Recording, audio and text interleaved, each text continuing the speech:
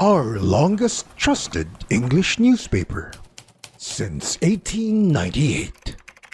Now available digitally. Computer, order the Manila Times Digital Edition. Subscribed.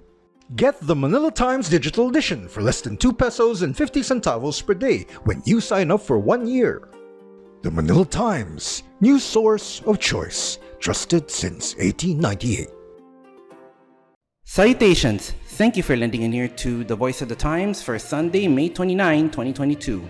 For today's editorial, friend to all, enemy to none, extremely hard to implement. Consistent with his earlier statements during the campaign, President-elect Ferdinand Bongbong Marcos Jr. said the Philippines would pursue an independent foreign policy.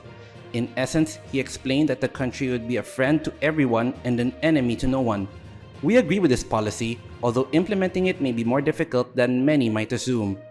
That policy statement is probably being scrutinized in Beijing, which has territorial disputes with the Philippines and other Southeast Asian countries in the South China Sea, referred locally as the West Philippine Sea. China's claim to the expansive maritime area is encapsulated by its so-called 9-dash line. The Philippines, along with its neighbors and key allies, do not recognize that arbitrarily drawn line. Instead, they cite international maritime law, which says parts of what China claims actually belong to the Philippines and other claimants, including Indonesia, Malaysia, Vietnam, and Taiwan. Mr. Marcos also mentioned the arbitral ruling by the tribunal in The Hague, which ruled that the Philippines has sovereignty over the parts of the WPS that it claims.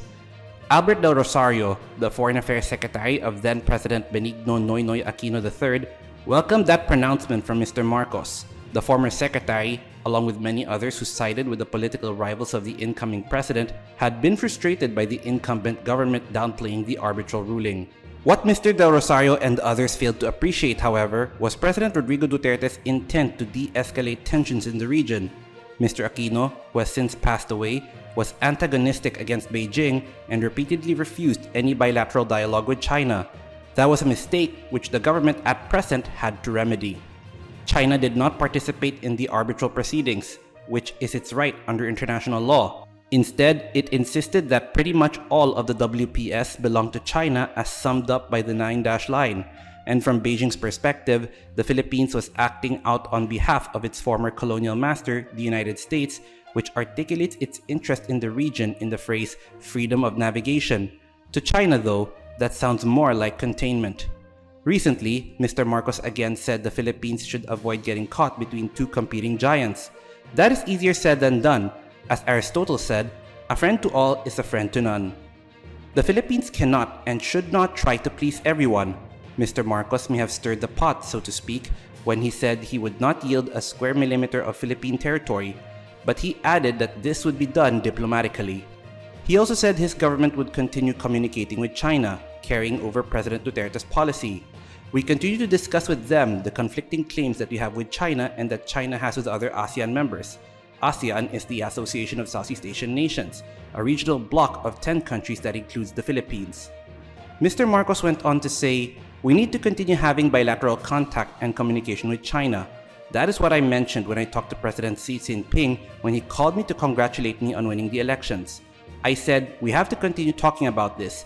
This cannot be allowed to fester and to become more severe in terms of a problem between our two countries." With that, it should be interesting to hear whom Mr. Marcos will appoint as his Foreign Affairs Secretary. While the President is the chief architect of foreign policy, the Secretary will be the point person in refuting the 9-dash line while keeping a healthy distance from the Americans pursuing their own interests. So far, the cabinet appointees named seemed impressive, and we hope that the next head of the Department of Foreign Affairs will be of similar caliber. The task ahead is difficult, to say the least.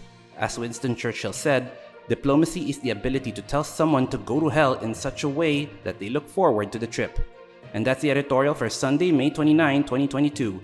For more news and information, get a copy of the Manila Times on print, subscribe to its digital edition, or log on to www.manilatimes.net. Follow us on Twitter, Facebook, or Instagram, and listen to the Voice of the Times.